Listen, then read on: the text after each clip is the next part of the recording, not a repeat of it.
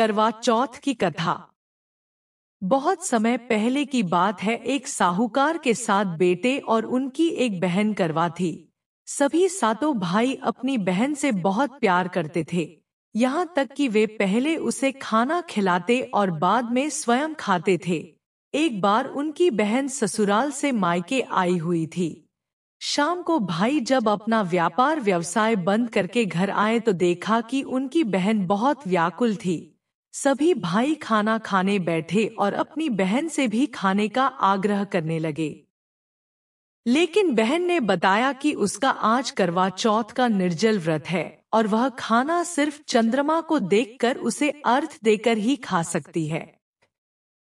यूं कि चंद्रमा अभी तक नहीं निकाला है, इसलिए वह भूख प्यास से व्याकुल हो उठी है। सबसे छोटे भाई से अपनी बहन की हालत देखी नहीं जाती और वह दूर पीपल के पेड़ पर एक दीपक जलाकर चलने की ओट में रख देता है। दूर से देखने पर ऐसा प्रतीत होता है कि जैसे चतुर्थी का चांद उदित हो रहा हो। इसके बाद भाई अपनी बहन को बताता है कि चांद निकल आया है, तुम उसे अर्घ देने के बाद भोजन कर सकती हो।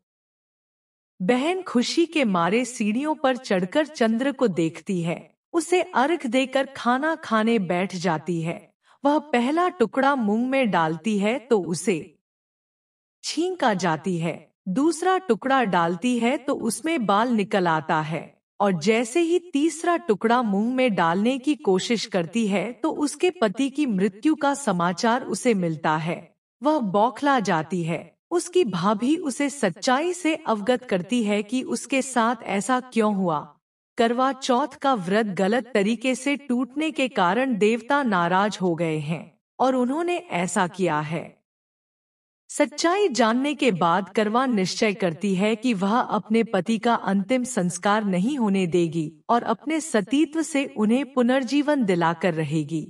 वे पूरे 1 साल तक अपने पति के शव के पास बैठी रहती है, उसकी देखभाल करती है। उसके ऊपर उगने वाली सुईनुमा घास को वह एकत्रित करती जाती है। 1 साल बाद फिर करवा चौथ का दिन आता है। उसकी सभी भाभियां करवा चौथ का व्रत रखती है। जब भाभियां उसे आशीर्वाद लेने आती है तो वह प्रत्येक भाभी से यह कहती कि यम सुई ले लो, प्रिया सुई दे दो, मुझे भी अपनी जैसी सुहागिन बना दो, ऐसा आग्रह करती है। लेकिन हर बार भाभी उसे अगली भाभी से आग्रह करने का कहकर चली जाती है।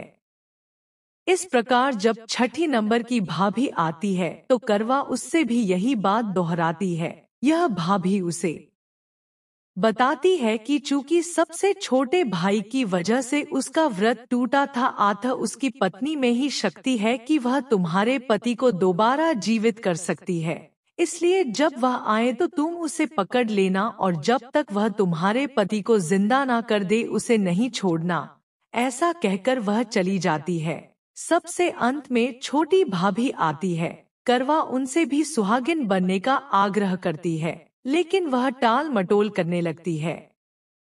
इसे देख करवा उन्हें जोर से पकड़ लेती है और अपने सुहाग को जिंदा करने के लिए कहती है। भाभी उससे छुड़ाने के लिए नोचती है, खसोटती है, लेकिन करवा नहीं छोड़ती है। अंत में उसकी तपस्या को देखकर भाभी पसीज जाती है और अपनी छोटी उंगली को चीरकर उसमें से अमृत उसके पति के मुंह में डाल देती है।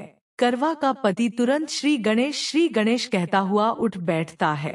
इस प्रकार प्रभु कृपा से उसकी छोटी भाभी के माध्यम से करवा को अपना सुहाग वापस मिल जाता है।